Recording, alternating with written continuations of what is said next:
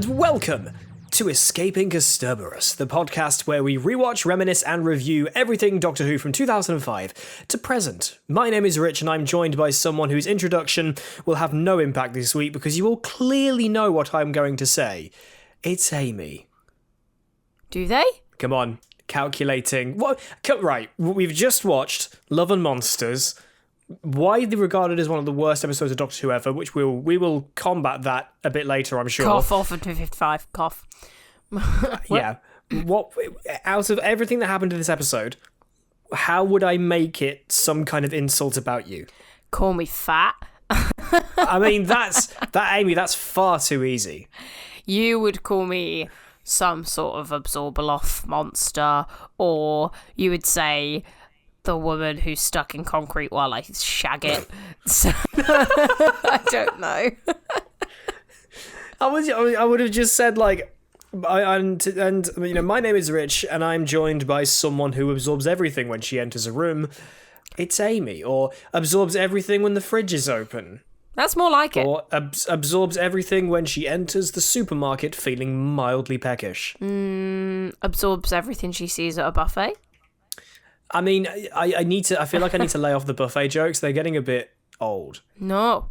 Like, I like a buffet. Amy.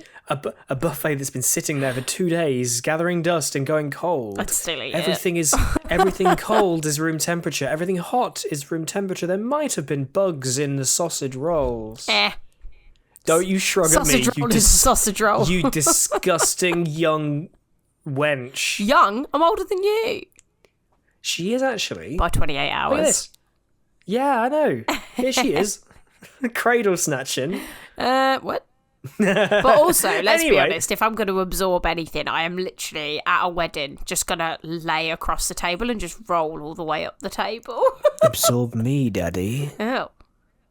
Yeah, exactly. Okay. Oh, what? You're gonna be one of those people that goes to a wedding, and then,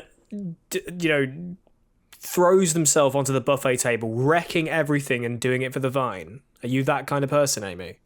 I'm just going to stand at the end of the table and just get people to, like, shift the whole tablecloth into my I'm mouth. pretty certain there's a cartoon where somebody, like, lifts the end of a table and just has it all slide into their mouth. That is me.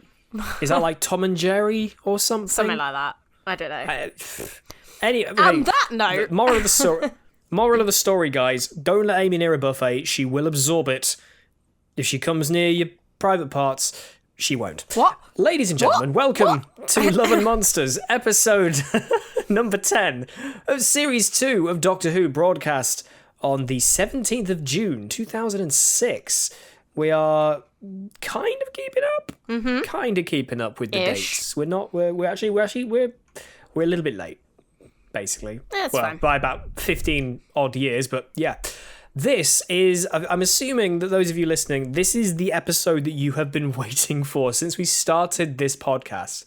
Because as said, Love and Monsters is supposedly, and by committee, I guess, that I would say the vast majority of people would agree that Love and Monsters is the worst episode of Doctor Who ever made. I wouldn't Amy, say worst. Your thoughts? No.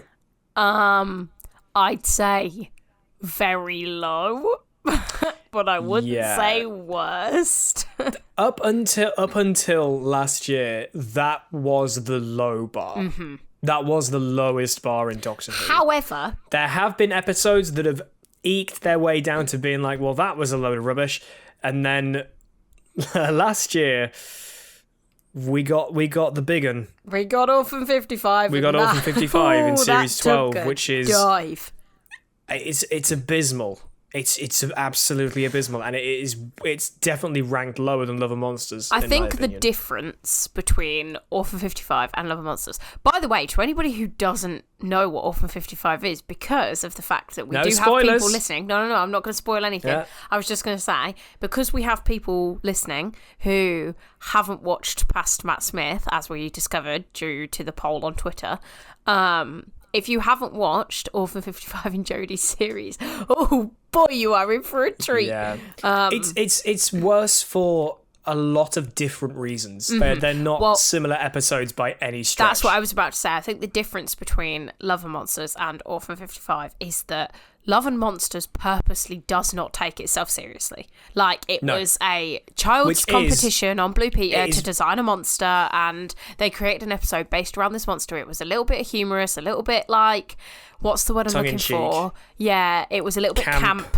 Camp was the word I was looking for. And it's just a little bit kind of like, oh, here's some fun things and some like cutesy characters that you can get to know for an episode. Whereas Orphan 55 was like, we're trying to be really serious and talk about climate change and blah. Oh, and then it was kind of like, yeah, but the fact that you took yourself seriously made it awful.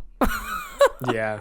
So that's the thing, and I, honestly, because we've opened with the big question, we weren't gonna tease you throughout the course of the episode. This is the big question: is it the worst episode of whoever? And Amy and I both agree, no, it's not. It is down there. It's nowhere near redeemable, even by today's standards and the stuff we've had to deal with in the interim between this airing and this day right now. So that actually answers Adam Busby's question on Twitter. Loads of questions this week, which I'm not at all surprised about. Thank you for all of your questions. This is we'd love to see this many questions for every episode. I know not everything lends itself to having this many, but yeah. Also, thank you for your questions. Adam Busby straight away says, "Hi, Rich and Amy. What is the worst Doctor Who episode ever made, and why is it Love and Monsters?" It's not. It's not. Not if you. And we're gonna pick that apart right now. But Amy, what was that? Oh, I was going to say hello to anybody who may have now come across from the YouTubes.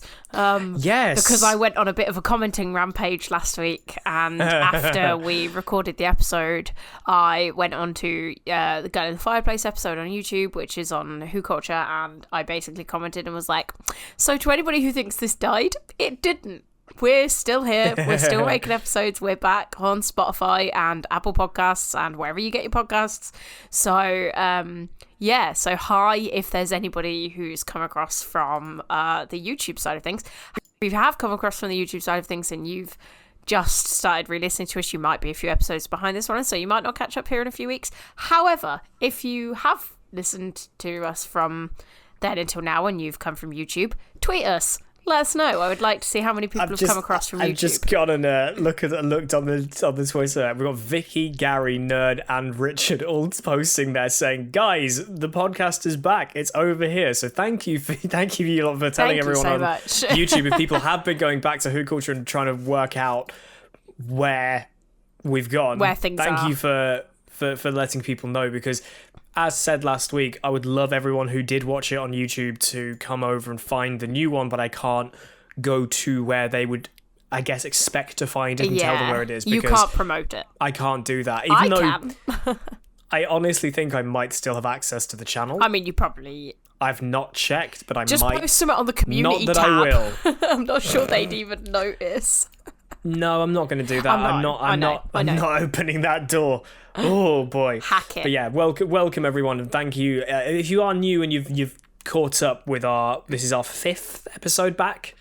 I've kind of made it confusing on our end. Yeah, because we've labelled the first episode back. 4 for us. We've labelled the first episode back as zero. episode 0. So now we're on like episode 5, but it's episode 4. So episode it's weird. 5 of this new reboot, technically 4 in the way we number it internally, I guess. Don't worry about it. Yeah. All you need to know is it's episode 5. Basically, Adam, that's your question answered. It's not the worst episode of Who ever.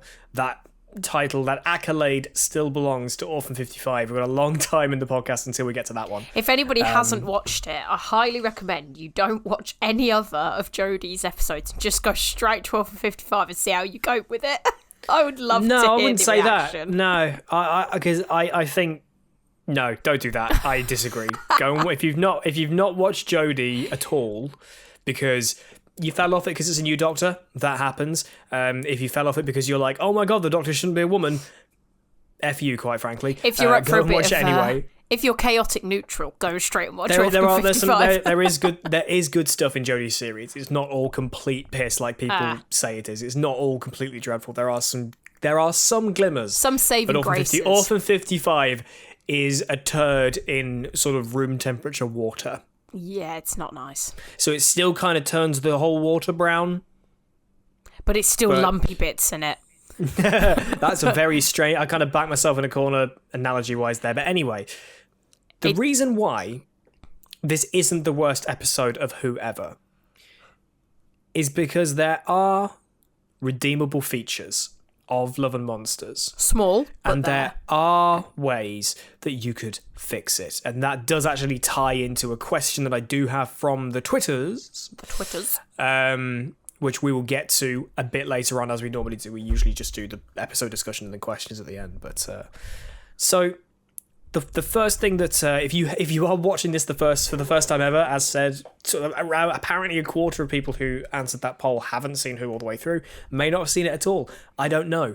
The first thing you'd need to know about this is an episode that is deliberately Doctor-lite, and that wasn't an artistic decision. That was a logistical decision, because the whole production of the series got squashed a bit, and they had to kind of double stack episodes because they basically shot this in the same block as the episodes we've just covered, which were the Impossible Planet and the Satan Pit.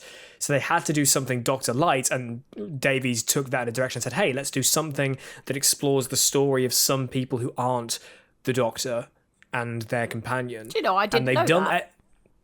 Since this episode aired, they've done it multiple times, and honestly, the next two examples you get of Doctor-lite or companion-lite episodes over the next two series are two of the best. One of them being one of the best episodes of Who ever, Blink and Midnight. Oh yeah. Phenomenal Doctor, phenomenal telly. Yeah, quite frankly. So yeah, we'll get to that. So that's why this episode feels so different. So it centers on Elton and his adventures with Linda and finding the Doctor.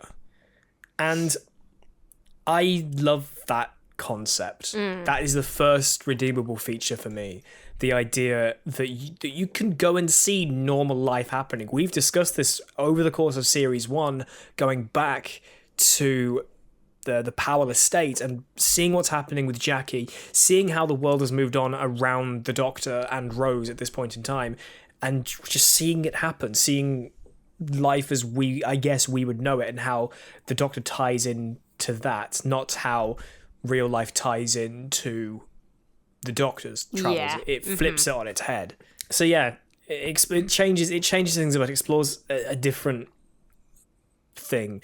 And it's with Elton, who I bet you if they recreated that now, he'd full on be vlogging and asking people to smash that like button. There's no reason why he's like video logging this himself. I get that it's an interesting means of bridging the narrative of the episode, but in the context of 2006, it's like, well, why are you maybe recording he yourself? was just like recording it for memories, so it's kind of like future me, maybe, hello, or my kids, hello, or who the bloody hell is he gonna have kids with? We'll get to that. Ignore that part. Or maybe he's call his kid Pebbles. Or that's vile, and also no. Maybe he was recording it because he was going to stick it on the interwebs. I mean, the interwebs back then were like... It was all blogs and MySpace in 2006. Did you see Ursula's Pixo-style website? Pixo is great. I loved using Anybody Pixo. that is old enough to remember Pixo, hit us up on Twitter. Did you have a Pixo website back in the day? Because they were the tits. Like, I had one and I just kept adding page after page after page after page. And most of it was just sticky, like... Not sticky, like emoji glittery stickers that were like... Oh, God, awful. yes! They were awful. It was just GIFs and GIFs and GIFs and GIFs and GIFs. I couldn't remember people who use... I mean, I used Pixo a lot, but I'd build a website and get bored and just move on to a new one. Yeah. Could you pay to get .pixo.com removed, or was it just... that was it?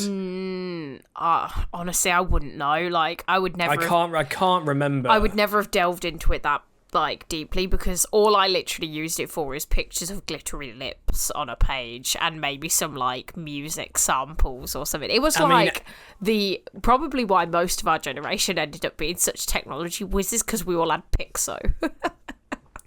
Flipping Pixo, man. What a throwback. That is a proper blast from the past. But yeah, so maybe he was vlogging to put on his Pixo website. Who knows? eltonpope.pixo.com. Go check it out. And I bet somebody's made like a parody Twitter account of Elton Pope, The world of Docky Who Twitter has been reopened to me, and just the amount of I can't say the specific term, poop posting, as it were. Poop posting. With Doctor Who, it's honestly hilarious, and I bet you somebody's made an Elton Pope stan page. If they haven't, then maybe that's another t-shirt idea for this podcast. It's there. It's there. Has somebody made an Elton Pope? It's literally called @EltonPope, and it says rediscovering the world after meeting the Doctor because the world is so much stranger, so much madder, so much better. They have 2 followers. Elton Pope. Yeah, there's one. Oh my god, yeah. One follower, and they are following 2 people, and they've never tweeted anything ever. How have you had this Twitter account? What's their since May 20? It took somebody 5 years. It's got a Facebook profile link to make @Elton Pope. They've got a Facebook page. They've made a Facebook page. But there's nothing on the Facebook page either. It's not. They've not posted on it. Oh my god, that is amazing. I mean, incredible, but also a letdown. Made an Elton Pope Twitter page. That's incredible. Who's following it? Benjamin Brock and Sally Sparrow. Oh my god. @Sparrow Sally. And who are they following? They're following Elton Pope, ELO_Elton. Is there who has 8 followers. Oh, and they've actually tweeted. Yeah, on the 11th of April 2020, they tweeted not feeling motivated to continue. Elton Pope has 1 subscriber and has a featured channel of ELO. Hi, I'm Elton Pope. I used to make videos on strange conspiracies in the United Kingdom and I was an active vlogger. My original channel was deleted due to an organisation known as UNIT. Well, now I'm starting over. I'm a transport manager at Rita Logistics. I adore the Electric Light Orchestra. Yo, dude. Further down, they've created a fucking website that says, who is Doctor Who? When you click on it, it says, have you seen this man? It's got contact Clive. It's Clive's website, I know. This page is much better. Hats off to whoever it is that's made the Elton Pope Twitter, YouTube, Facebook, and actually linked it to. Because I'm pretty certain that Contact Clive page was either made by a fan or it was actually made by the BBC. I can't remember. Who knows? Right, so his first ELO_Elton on Twitter, their first tweet was, "Hello Internet, I've had to make a new Twitter account due to my original being hacked by someone named Unit. Sigh." What? I'm just going to tweet them on the Escaping Kasterborous account. Just, hey, @Elton Pope, you there? Oh my god. So yeah, that's that was a deep dive. That was a deep dive into Elton Pope poop posting. Elton poop posting. Yeah, I've completely lost track of what I wanted to talk about. So, not a clue. The redeeming qualities of Love and Monsters, and one of those things is the concept, the idea of seeing the people who are involved with the Doctor and how it affects their lives, and just people. I mean, people get obsessed with these silly theories.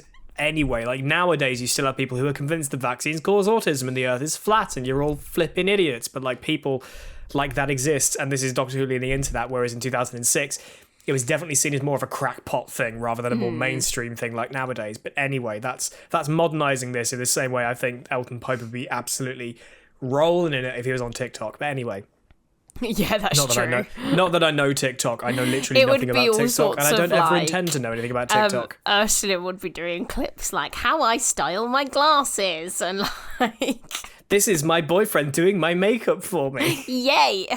I need 14 layers of foundation to not look grey. Let me show you what my standard day looks like. I'm a slab. Look at me, Philip. I'm a slab.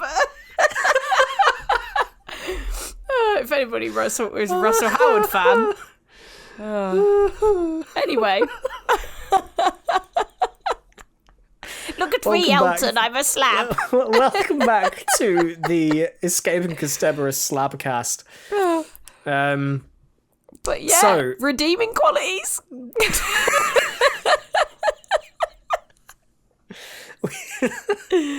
Right, we'll get to getting the suck from a paving slab in a bit. I'm sure. I love the idea of the world of the Whoniverse being seen through different eyes. It's really quite cool going back and seeing the events of Rose, the events of Aliens of London, and the events of the Christmas invasion all taking place. I bet you those extras, when they were like, right, we need to film Elton going through down the shops and getting attacked by shop window dummies, I bet you those extras were just like, oh, for Christ's sake, these bloody costumes again. Yeah. Got to put the prosthetics on to We've do already this. done this. Yeah, I know. But I love that concept of going back and retreading it. He could have just referenced it and we, the fans, would have gobbled it up. But the fact they went through the effort to go and put Elton in that universe and really make it clear he was there, he experienced this, and that alongside seeing the Doctor when he was young, that sparking his want to find the Doctor.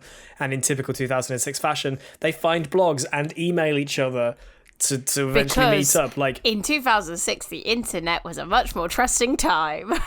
because there was like 4 people on it, and I don't know how many of them were pedos. Apparently none of these guys. Wow.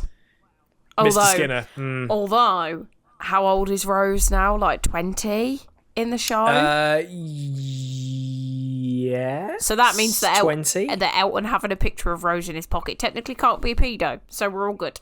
I love that point when Jackie confronts him after giving him the Hakuna Matata's eyes for a good 5 minutes of montage. Literally.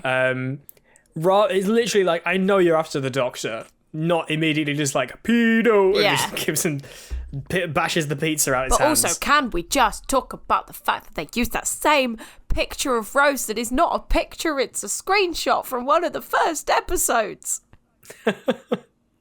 Did I mention this last week, or is this something I said to you specifically? I can't remember. The idea that they don't ever seem to be able to take pictures of characters to just use rather than using stills from the show. Like, they will have had tons of photos of Billie Piper from episode 1 for reference photos. I think you said this that to they me, take not on on a the film podcast. set. I think I said this to you. Like, they would have had all these images, and yet they choose that one. But admittedly, yes, it's got Rose, it's got the TARDIS in the background, which would obviously spur Jackie to realise he's not after my daughter, he's after the blue box. And, conceptually, would there really be a picture of Rose in front of the TARDIS that she could that would just be available that Victor Kennedy found? Probably. And so on. But no. It's quite a dramatic photo as well. Like, she's turned, her hair's blown in the wind, she's all shocked, and oh my God. But I just wish they would just use a different bloody photo. Yeah. It's that little bit of laziness that you find. But again, this was basically a crunch episode. They just needed something. This is basically the boomtown of this series. Yeah. And if you put these two next to each other, I bet you've all got a lot more respect for Boomtown. Oh, definitely. Absolutely. Because Boomtown's great. I will not hear a bad thing said about it. I think Boomtown the problem is wonderful. with Love and Monsters is, and obviously it doesn't take itself too seriously, there are some good jokes in there. Like the Clom joke is solid. But I think the problem is it's also just kind of not written too well. And I know that obviously they had to work around the competition winner and their monster idea, and the monster itself, not really an issue. You could make a monster like that, that's fine.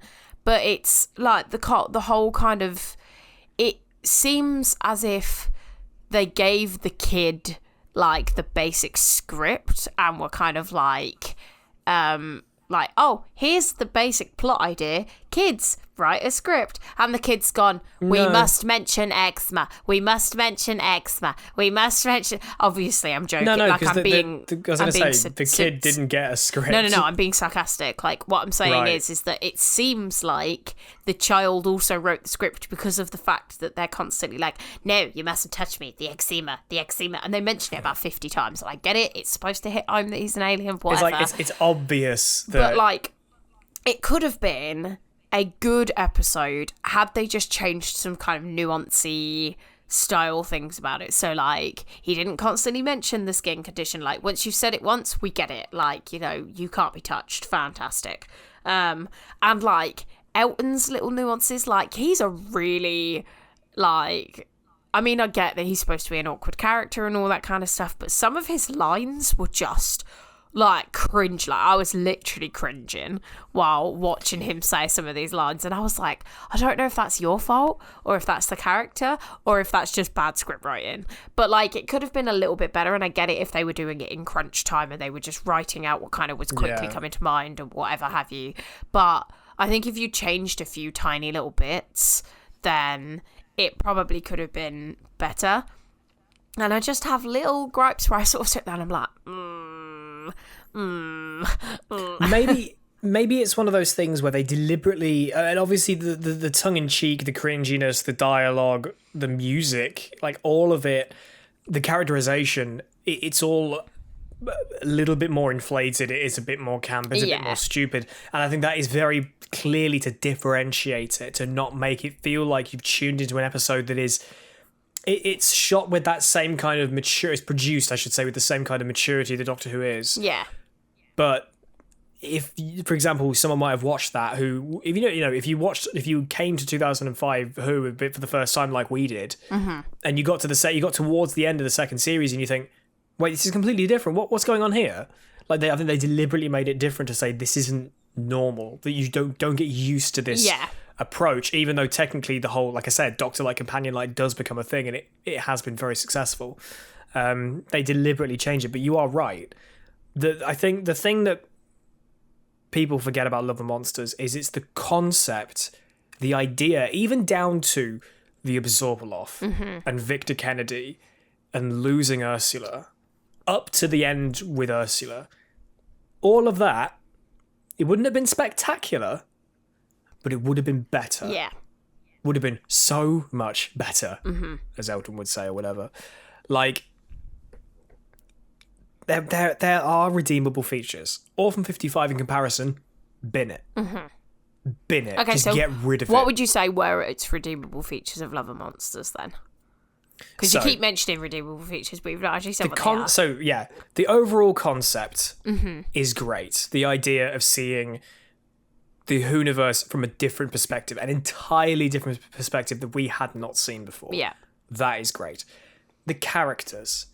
Yes, they're a little bit, like I said, they are amped up a touch. They are a bit overacted, I guess. But in the grand scheme of things, the characters, they are quite interesting. You've got, not Bliss. Bridget. The other woman. Bridget. You've got Bridget and losing her daughter, and the reasoning as to why she keeps, as Elton says, she lives up north. She drives down to London. We don't know where she is. But obviously, if you're in London, everything's north. Wow. But it's like, yeah, she drives all the way down because she might see her daughter. You've got Bliss, who's just this really artsy-fartsy. That sculpture scene is so cringe. It's so awful, isn't it? I wouldn't... It's one of those cringy scenes that I kind of wouldn't remove. I quite enjoy seeing them all going... What? Yeah, it's it's cringy because you're cringing with them, not like cringing at you're not whole cringing thing. at them. Mr. Skinner and Bridget's sort of awkward relationship is quite cute. They awkward kiss, and it's really nice. You don't feel for her in the same way as we would for, say, Mrs. Moore, as I'll keep referring to.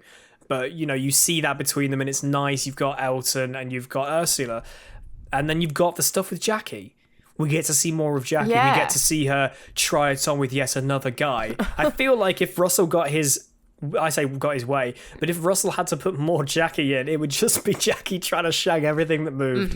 I mean, literally the first time we meet Jackie is when, I'll say the earliest time we meet Jackie is like, oh, there's a strange man in my bedroom. Anything could happen. Yeah. No, it couldn't. I remember that. I think I must have said this in our first episode of this podcast. My phone just fell out my pocket. Apologies, people. That was really loud. Even I heard that from here. Oh, no, sorry. Not through this podcast, but through my head, through the house. Yes, How dare you? I think I said this on the podcast in episode 1 that was a line that really got to my dad. He found that hilarious when she said that. But yeah, we get all these characters. We get to see Jackie. The Doctor-lite stuff, that idea of not having them there, that works. And we know it works because they did it again and again and again and again. I mean, I wouldn't say that Love and Monsters was probably the episode that they did the Doctor-lite and they went, oh, you know what, this works. Because let's be honest, the Love and Monsters was like... Well, obviously, Love and Monsters as an episode didn't work, but that idea of being able to take. It was risky to take the Doctor and Rose out of it. From here on, it's sort of either or. Because you see Martha like once in Blink, like twice maybe, but that idea was there. And as I said, Victor Kennedy as a villain, the Absorbaloff as a villain, it's not overall bad. I think that the problem that it has is the way that it was presented to us. It was the way that it was portrayed. It was the way that it was written. But like I said, there are reasonings behind having it be campy, having it be stupid, to differentiate it from what came before and not present it as the new norm. I enjoyed the Scooby-Doo chase. That was exciting. Yes. There are, as you said, there are jokes that land. You've got Clom, you've got the Scooby-Doo chase. I'm now trying to think of more examples, but Bliss's sculpture and Elton dancing around in his pants, and just some of the lines when he's like, the windows blew out in Christmas Invasion, I had to make a rudimentary pulley system to get my boots. Yeah. He's this eccentric, weird-looking, strange-sounding guy, which is why he was cast. Probably because he looks very normal. He looks kind of odd as well. Apparently, Russell wanted this sort of nerdy, geeky, sort of weirdy guy to play this character. That's what we all look like.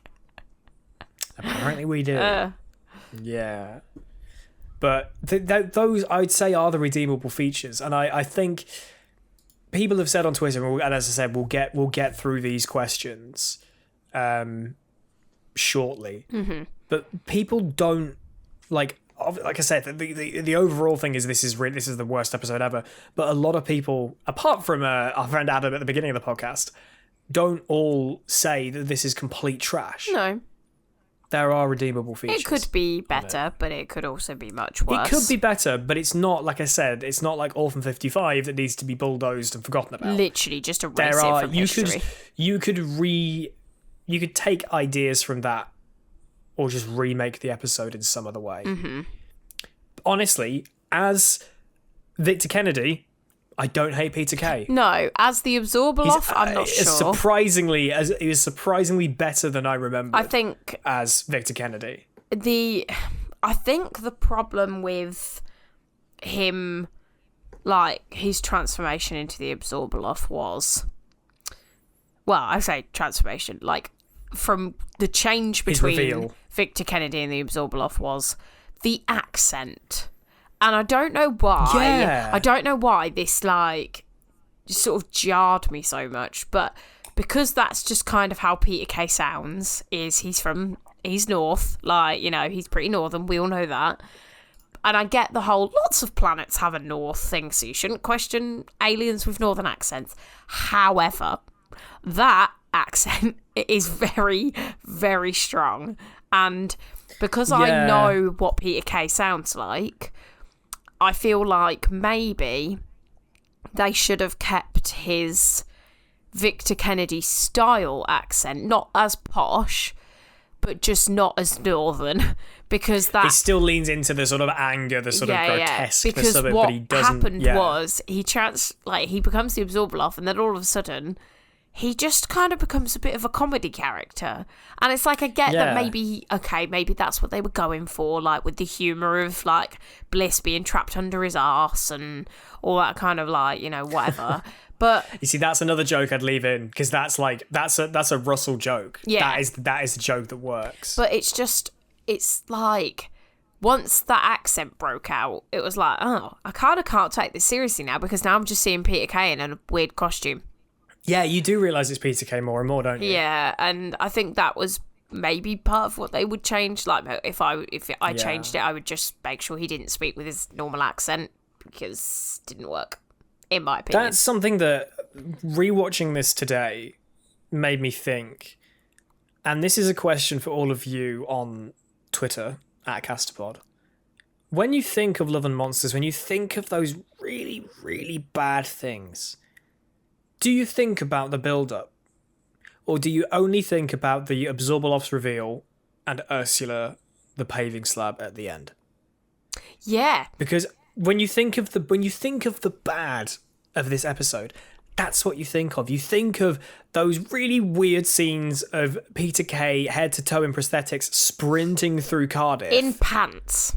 In pants, with hair all down his back like it's me. Why was he wearing pants? Well, because he did use absorber dick out. Alien junk. Absorber schlong. But wouldn't you have just found it so much funnier if they'd have just put a face over his crotch? I was about to say, imagine you get absorbed by the Absorbaloff and you end up being one of his balls. Oh. Like...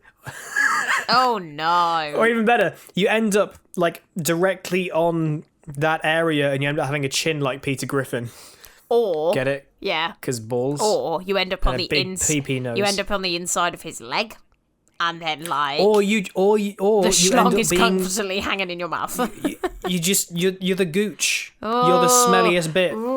I wonder if he chooses where they go. Like, do you think he chose Bliss to go on his arse on purpose?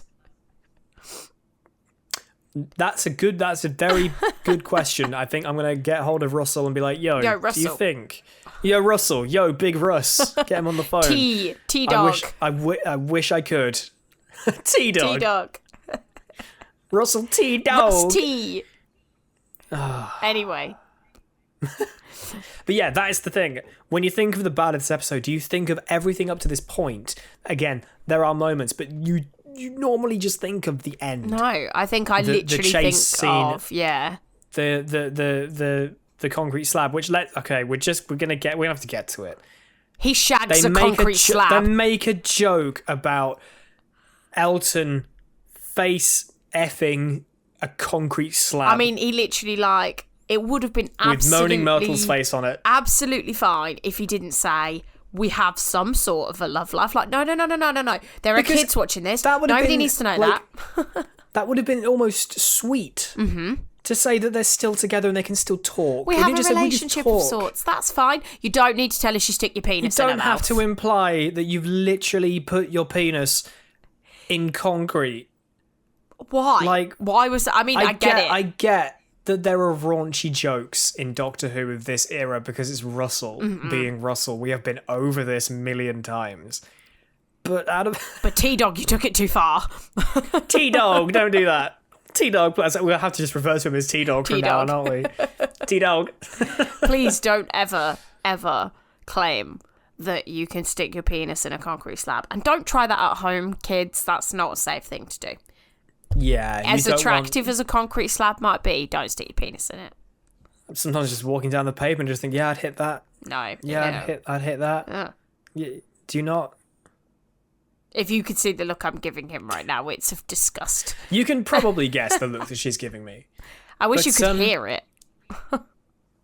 As said, there are redeemable features, and those are the redeemable features. And I think that's mainly what people maybe want to hear. We've kind of been over the stuff we didn't like, the cringy bits, and the ending is the bad bit, really. Yeah.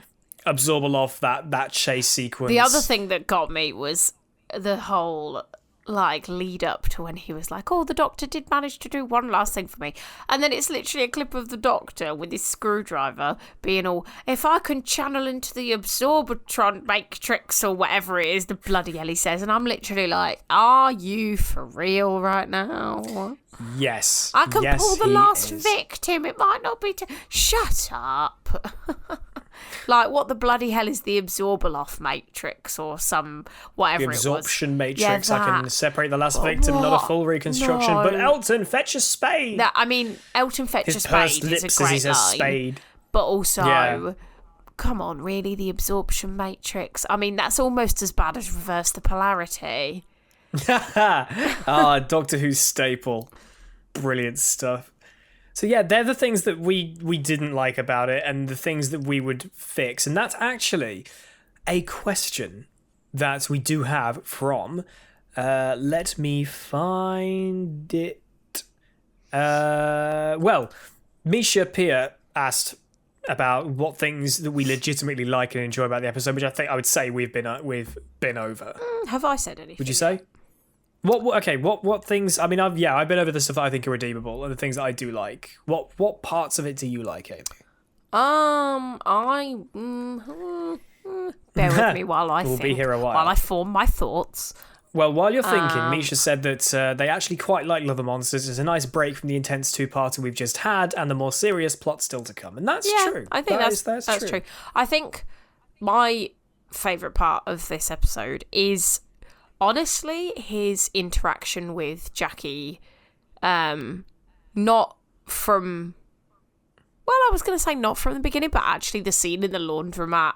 Is it laundromat? Laundry... services. What do we call it over here? In the laundrette. That's the word I'm looking for. Laundrette. That's it. Yeah. We're British. The scene in the laundrette actually kind of makes me chuckle quite a bit because it's like, oh, infiltrate, and then she just does it all for him. And it's like it's so good, flash, like so Jackie, just like flashing you my knickers. But I do quite enjoy that interaction between the two of them in the laundrette because that's exactly what Jackie Tyler would do. And then it just, like, that whole scene between the two of them, like the montage and everything that sort of comes after that, I think you get to really dive into Jackie's character a bit there in a way that you don't expect to be in this random one-off episode. Like, if you didn't watch this episode, if you thought, oh, screw Love and Monsters, I'm not going to watch it, you would actually miss this kind of bit of development of Jackie's character, which is, like, you really do get to see the effect that Rose and the Doctor travelling has on her, and the kind of, like, reality of the fact that, she's just been left behind. Mickey's gone off to a parallel universe, and back in the day, the two of them could have conversations about it. They could be like, oh, I wonder what they're doing now, or like, let's move on with their lives. But then Mickey decided to leave, and it's kind of like, oh, Jackie's kind of left on her own, and she's got nothing. Like, she's got a couple of friends, but other than that, does she really have anybody sort of actually there for her? No. So I really think it's like a valuable piece of Jackie's character that you get to, like, sort of see through Elton's eyes. And obviously we as the viewer, what's it called when the viewer knows something or the reader knows something that the characters don't? There's like a term for it. Is it like something irony or... dramatic irony? I'm not sure. There's a term in English literature where... Twitter, at Kasterpod. Yeah, where the audience knows something, but the characters don't. And as much as Elton is obviously aware that, like, Rose is off with the Doctor and whatever, he doesn't actually know what they go off and do. Like, he doesn't really know that they're space travelling, that they're time travelling. He just knows that they kind of reappear and disappear and whatever. Like, he can probably assume that they time travel because of the evidence and stuff. But I think it's, like, for us as the audience, we're like, of course she's lonely. Like, she doesn't get as many phone calls as possible because Rose is 90% of the time probably gonna die. Like, she's in danger. She's almost, like, gonna die. And that's why you don't get as many phone calls as you think you would. But poor Elton's just there like, where is she? And it's like, oh, Elton, if only you knew. But also, then you also get the scene after he comes back from the pizza shop where, you know, I said to you, didn't I? I said, oh, she's been a bit dramatic. But then when you think about it, it's kind of like, actually, if you'd met some random stranger in a laundrette and they were being your handyman and then you almost sleep with them and then you find a picture of your daughter in that man's pocket, regardless of whether or not you realise it's concerning the Doctor, you would be like, dude, no, get out of my house. Yeah, exactly. Like, you would be like, she's my daughter, you creep. I don't care how old she is. I don't care how old you are getting out of my house. And so I kind of understand Jackie's role. Like, I'm really glad Jackie's in this episode because I think it is actually, like, a key pivotal point of the episode that Jackie's in it, because if she wasn't in it, think how kind of boring that whole middle section would be. Like, that wouldn't exist. And this episode would be, A, very short, and B, a bit dull. We'd get to the crap bit a lot quicker. Yeah. So my answer of what I liked is Jackie Tyler. And for me, it's just the general concept of it, basically, until it got really bad. So there you go, Misha. Thank you for the question. Chris asked, do you think the episode would have been better if it was just Victor Kennedy as a human villain of the week? Ooh. Sure. Now, as I've already said, Victor Kennedy's human form, the way that Peter Kay portrays him, far better than the Absorbaloff. So in one respect, yes. But in another, how would it work? Yeah, because you'd have the motivation the Absorbaloff has is I want to eat the Doctor. I mean, don't we all? Hey, there it is. The simping continues. I didn't Got to even get it start in it once this a week. week. You started it this week. Right. If you've got your Escaping Kasterborous bingo cards, then please tick off Rich simps on David Tennant rather than Amy simps on David Tennant. But that's his motivation. So I think if that's what you mean, Chris, like the idea of that characterization of the villain should be the one that was present through the whole thing, then yes. But yeah, it kind of wouldn't work. It also wouldn't mean that there was any necessary reason for the Doctor and that to turn up really in the first place. Like, because it kind of misleads you with the fact that like Rory monster at the beginning, the Hoiks. There you go. Apparently they have a name. Lol. Don't know why I've never forgotten the fact that why it's do called you the know Hoiks. that's called the Hoiks? Do they say it? I don't know, but no, they don't. But it's called the Hoiks. Okay. It's credited at the end as the Hoiks, Okay, and it's fair enough. reused in Torchwood as well. They obviously just had. I think it's in one of the cells. They probably just down in had Torchwood. a costume. They just had the costume to hand. Yeah. Okay, so they mislead you with the Hoiks being like the villain of the week sort of thing. I mean, it's in the next time trailer. Yeah. Isn't it? Yeah. But I don't know, because like if the Hoiks weren't there, well, the Hoiks are kind of besides the point really at this point. But like if Victor Kennedy wasn't actually an alien, then I feel like they would kind of not really have, like, what would his motivation be? Like Rich said, like, why would he be wanting to meet the Doctor? Like, would he just be wanting to like trap him to like, I don't know, find out more? Like, it doesn't really make sense. But as a alien villain, it's like, I want to absorb him, and that is enough reason for it to just kind of merge the two worlds together. Like, you need that alien element. I think the only way that you could really, I'm just thinking now, the only way I think you could probably make that motivation work as a human villain would be for it to mirror Elton. Something happened to Victor when he was younger, be it like the Doctor, he's convinced the Doctor killed his mother or his wife or somebody he knew when he was young, and that's why he's obsessed to find the Doctor there. Two sides of the same coin, but each side is approaching it very differently. Elton wants answers. Victor Kennedy just wants to shoot the guy in the face. Yeah. But then the other thing is then like if Victor Kennedy was sort of becoming that like, I want revenge, why would he then kill like Bridget, Bliss? Well, that probably would be something that would change. Yeah. That kind of approach would change things. You'd have more time with those characters. Maybe if towards the end there was like this hostage situation, for example, I don't know, Victor's like, I'm at my wit's end, I'm going to take 5 people hostage. 5 people? Yeah. Yeah. And I've hacked into Torchwood because Torchwood's name dropped a lot. They get hold of Torchwood and be like, yo, I've got 5 people hostage. I need you to get me the Doctor. That ties into the end of the series, and off we go from there. And they also mention Torchwood, don't they, in this episode? They name drop it quite a lot. The Torchwood Files. Yeah. So that's Chris's question about Victor Kennedy being human of the week, being the human villain of the week, and Peter J. Tarkulich. Forgive us if we've said that wrong. If not, I apologise. Asked about whether if we could redo it on our terms, what would we change? And honestly, that's kind of answered that question. I was going to say, I feel like we've answered a human Victor Kennedy, mirror Elton's motivation, and then use Torchwood as the bargaining chip to get the Doctor's worth. Because or unit, or something like that. That alongside, obviously, because the reason why the Doctor comes back at the end is because Rose gets... Rose is like, he pissed off my mother. You upset my mum. Big absorbing alien. Nobody upsets my mum. Yeah. To be fair, I'd be Rose in that situation. Yeah. I'd be like, Chris nobody and upsets Peter, my mum.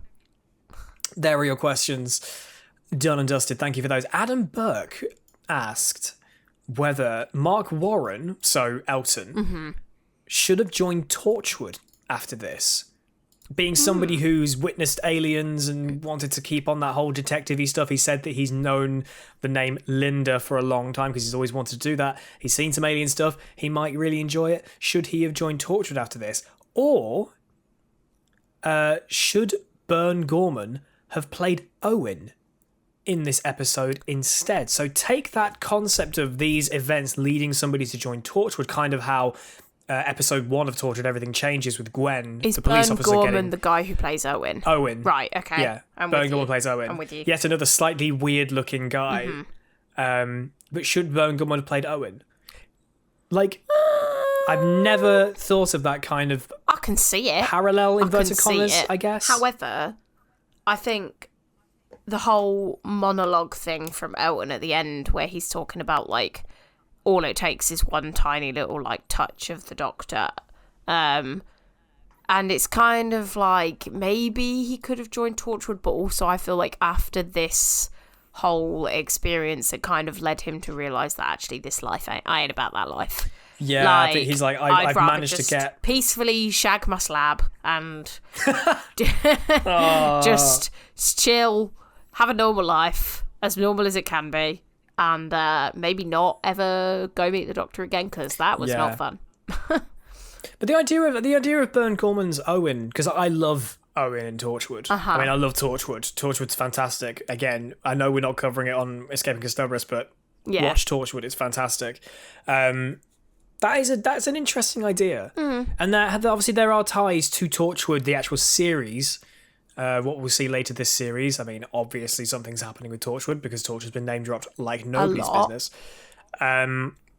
It kind of links into the events of the Torchwood series, but not as directly as like Tosh being in Aliens in London. Obviously, that has been retroactively tied together. That wasn't ever established, but you know, whatever. It just happened to be the same actress got both roles, and they were like, "Oh, we need to maybe make this make sense." People are gonna pick this up. Like Doctor Who fans are big old nerds. It's like Potter stuff. When I was in What Culture, doing anything with Potter, it's like you've got to make sure everything's tied up and everything's correct because they will eat you alive if you get things wrong. But then Doctor Who is also the like king of reusing actors and actresses, like Capaldi. Capaldi being in Fires of Pompeii and Karen Gillan being in Fires of Pompeii, and like Colin Baker was in. I can't think of what the story is back in the Fifth Doctor's era before he was cast as the Doctor as well. So it's like, I mean, Freema Agyeman is at the end of this series, isn't she? Like, it's all... etc. And admittedly, she's in a cat costume, but that's not the point. Yeah, she's in it. There's just you have Bill's foster mum. Yeah. Is the woman married to Brannigan, the cat, in Gridlock. So there's like, it's a lot. So the fact that they were kind of like, oh, we need to retroactively correct this is like, do you though? You don't do it with anybody else. But that's a good episode, Adam. Good episode, good question, sorry. Good question. Episode? Good question, Adam. Thanks for that. I'm trying to see if there's another question.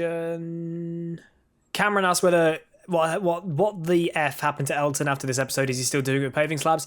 I'd assume so. I feel like he's become a bit... You know how Clive's kid is like, Dad, it's one of your nutters.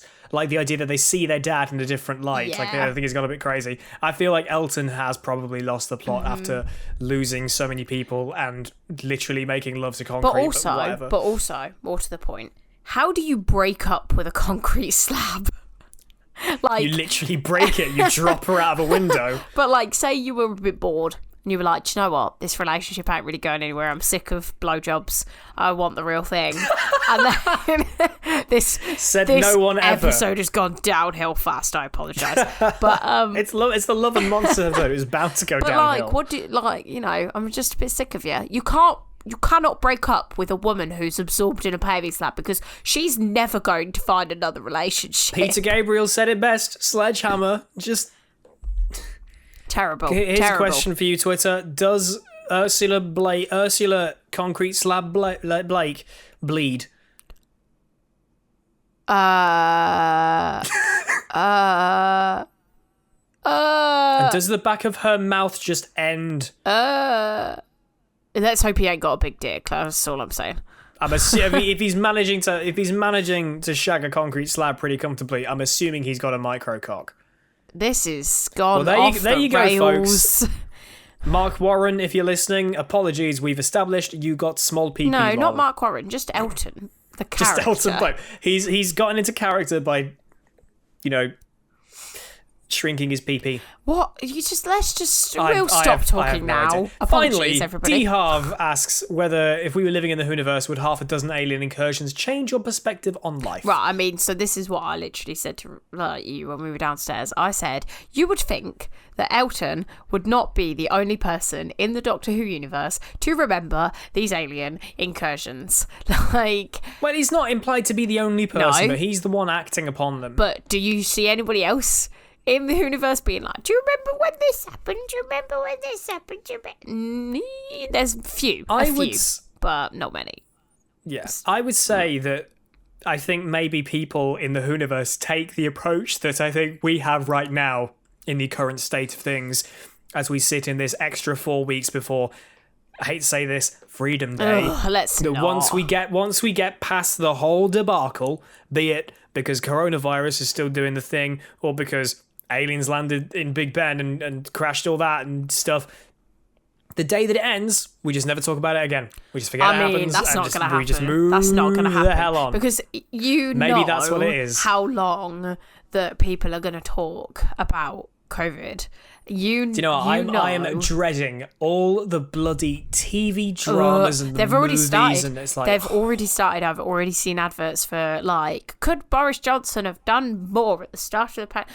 Oh, because who's playing Boris? I can't remember, but who was it that was playing Boris Johnson? There's literally already dramas and stuff about it. It's like, can we not? We're still living in it. Can you at least wait 2 years? Oh, it's Kenneth Branagh. Yeah, I know, and it's horrible. And I'm sort of like, look, we're still living in COVID times. Can we just ignore this for a while? Can we all just have a break, please? It's literally all we hear about on the news all the time, ever, for the last year and a half. How about we just put a pause on the dramas? Everybody's a bit done with drama. Can we just leave it for a while? So if, pulling this back to Doctor Who, if an alien invasion happened, you know full well that it would be all the media and the news and everyone would talk about for years. It would literally be like, oh, do you remember that alien invasion 6 years ago? Yeah, that was a bit odd, wasn't it, mate? It would just, obviously standard stereotypical British citizen there. But it would not be forgotten about, at all. So I think it would, excuse me, I think it would change your perspective on life, because if you didn't die and you were worried you were going to die and it was kind of there's people from other planets or things from other planets, what the heckity heck is going on? You would feel very unsafe on your home planet. Yeah.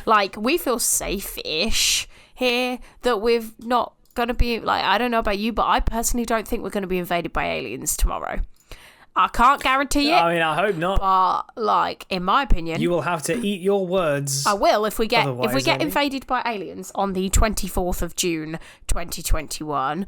Apologies to all those people that I jinxed. But you are the worst, Amy. I'm fairly certain we're not going to be invaded by aliens tomorrow. No. So you just wouldn't feel safe on your home planet if you'd been invaded by aliens. You'd be like, yo, is there another planet I can go and live on? Because this one ain't it. No. Well, they are all the questions. Thank you for sending all of those in. If you have any questions regarding the next episode, which, oh my god, it's Fear Her. I forget that these are back to back. Another complete dog episode of series 2. Dog episode? Good Wait, grief. do you not That's like it? What, Fear Her? Yeah. No. Do you not? The scribble monsters and stuff? Okay, do you not like it because you actually are scared of it, or do you not like it because it's a bad episode? No, I don't like it because it's a bad episode. Oh, I don't like it because it actually scares me. I think it's quite a cool concept. Oh. When you were like, oh god, it's Fear Her, I was like, I thought you were just on the same wavelength as me. Oh god, it's Fear Her because Kookaburra sits in an old gum tree. That's the most terrifying thing you can possibly sing. So, yeah, that's why I don't like it, because it actually freaks me out, not because of the concept being bad. I quite like the concept. Okay, So that's going to be... That's the episode that I would like to have my mind changed. Like I was digging for things to find in Love and Monsters that I actually think are good and are redeemable, and I didn't actually feel like I had to dig all that much. There are lots of things on the surface that could have been fixed about it, but next week will we fear her. But before we wrap up, there is one more thing I would like to mention. Another segue, another throwback, and another question for you on Twitter at Kasterpod. Did you or did you not watch the reboot of the Basil Brush show in the early noughties on CBBC? Because I still have my DVD downstairs. I still have my Basil Brush bath time Basil towel in the cupboard that we use when I cut my hair. It's the I don't junk have like a towel, barber's but it's still... thing. It's the crap towel. I still have my bathtub Basil towel. That reboot, because I've got I think it's the first 3 episodes. It's the only thing I've got. Which we may or DVD. may not have sat and watched. And we watched it a couple of weeks ago because I'd mentioned a joke in it. And we watched it on YouTube. We went back and watched it. And do you know, we watched it on YouTube, and then I was like, well, I have the DVD. Let's sit and watch these episodes. I was like, hey, do it. And do you know what? It was really funny. Genuinely funny. It's actually quite funny. At 26 years old, I still found it hilarious. It was actually very funny. But anyway, the reason why this is relevant right now, this isn't just a completely random pointless segue. In the episode, which is actually episode 1, which I didn't think it was, it's called The Date. Oh, of Basil Brush you're talking about. Yeah, Basil Brush. Yeah, not Rose. No. Or An Unearthly Child.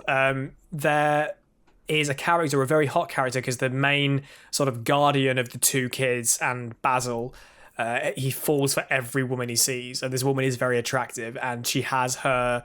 Is it her mum or her grandma? Her auntie. I think it's her auntie. Oh, it's her aunt. Yeah. The woman who plays the aunt, she's like this bat of a woman. And she is actually in Love and Monsters. When Elton is out with the picture of Rose and he asks somebody, like, have you seen her? And she's like, oh, that's Rose Tyler. That's her. She plays this aunt in Basil Brush in the episode called The Date. I think it's something like that. And honestly, that episode is so He sat there and he was like, oh my God, it's the woman from Basil Brush. It's the woman from Basil Brush. If you watched the Basil Brush show on CBBC back in the day, please let me know at Kasterpod, because I genuinely loved that show. Even though the only episodes I can remember are the 3 that I have on DVD. I don't think I've seen any other ones. That's fine. But let me know if you watched that, and if you also recognise that woman. If you didn't and you know Basil Brush, go back and watch that scene. You'll realise it's the aunt who's just a bitch until the end, and then ends up like falling for Basil, I guess. It's kind of weird. I think Basil Brush was it's also hilarious. Genuinely the thing that made me appreciate humour that breaks the fourth wall. Like, because I love fourth wall humour. Like, honest to God, it's one of my favourite types of Basil humour. Brush does it so well. Yeah, it does, literally. Oh, there's a joke. There's a joke. I was thinking they have like a voiceover guy on the Basil Brush show, and at one point, he says like, "Are you ready for a tale of suspense, of terror, of fantastic drama and dramatic action? But first, the Basil Brush show." And all the people on the set like shout at him for being a dick. Go and watch it, please. It's actually very funny. Genuinely, for a kids sitcom, it's so clever. It's actually really funny. And that scene in the date when they have the food fight, and then the producer comes, or the director comes onto the thing, and he's like, "You've got cream all over my wide angles." Yeah. It's so dumb. Sorry, Mr. Producer. At Kasterpod, do you want to shag a pavement slab? Would she bleed if you beat Ursula Blake in slab form with a sledgehammer? And did you watch the Basil Brush? A very odd conglomeration of questions. At Kasterpod, and also your questions for next week's episode. Fear her. Next week, next time, whatever. We've done 2 weeks in a row. I think we're on a bit of a roll here, because after next week, it's going to be the end of series 2. No way. Yep. What? What? Yeah. Army of Ghosts and Doomsday. I mean, admittedly, we did and have... then our series 2 retrospective. I'm thinking like, series 2 went really quickly. No, like, we literally had a 6-month break in between half of it. So... Well, it's because, obviously, we've done... Like, it's been quick to get through it since we've come back, because we've done 2-parters together. Mm-hmm. And obviously series 2 has got two-parters. So what? We've got Fear Her, and then what? Fear Her, and then Army of Ghosts Doomsday as a two-parter. Oh, yeah. And that's it. Do I remember that episode? Series 2. Do I remember that episode? What? Army of Ghosts Doomsday? Is that like the episode? That's the end of the series. Is that... Okay. I think... Yeah. Okay, I'm with you. That's the bit where the end of it where you're going to just sit there and cry for a bit. I'm with you. Yeah. My problem is I'm confusing the end of the series with the end of Tennant, and I'm like, wait, no, that's not another like you're a little bit ahead of yourself there. Like 3 series or something. But yeah, that's going to be next time. Send us in all of your questions, answers, and whatnot at Kasterpod. Would you buy merch with T-Dog on it? Or lunch, dinner, egg, or whatever other random bollocks we talked about today. Either way, we appreciate seeing your tweets come through, so please do you know tweet what us kind at of merch I would Kasterpod. buy? You know when people... What? Sorry, I'm dragging this out. But you know when people buy merch and it's usually like big slogans and like icons all over the top. So I feel like they're a little bit kind of like 2000s like merch. Like we need to upgrade. We need to come into the modern era day. So you know what I would buy? I would have just a t-shirt with a little pocket, or just on the left, is it like lapel? Not lapel, but like on the left breast. There you go. Yeah. Just a little circle, or like a little string of, you know when you see those tops with like live, laugh, love, but like not that cringy.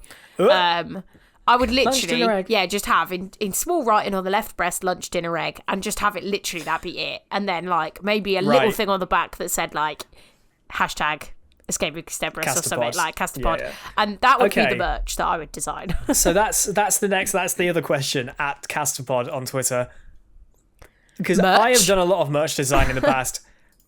Do you want some merch? Because I will make it happily, and if you did buy it, it would be supporting me and Amy directly. We'd put some concepts on Twitter. Yeah, because like we don't make money off this. Let us know if you would.